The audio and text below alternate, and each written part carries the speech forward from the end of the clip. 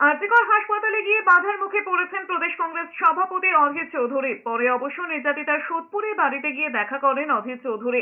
শনিবার দুপুরে স্থানীয় এবং রাজ্য কংগ্রেস নেতৃত্বের কয়েকজনকে নিয়ে আরজিকর হাসপাতালে গিয়েছিলেন অধীর চৌধুরী, কিন্তু গেটেই তাকে আটকে দেয় নিরাপত্তার দায়িত্বে থাকা পুলিশ। এরপর আন্দোলনকারী জুনিয়র চিকিৎসকদের তরফে একজন প্রতিনিধি এসে অধীর চৌধুরীর সঙ্গে দেখা করেন। যারা আন্দোলন করছেন তাদের অধীর চৌধুরী জল দিতে চাইলেও আন্দোলনকারীরা ফিরিয়ে দিয়েছেন। এরপর অবশ্য কথা না বাড়িয়ে সেখান থেকে চলে যান অধীর চৌধুরী।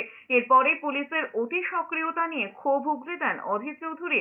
তিনি জানিয়েছেন, তাকে গেটে যেভাবে আটকানো হয়েছে, পুলিশের এমন সক্রিয়তা যদি ঘটনার দিন থাকতো তবে ওই তরুণী চিকিৎসককে বাঁচানো যেত।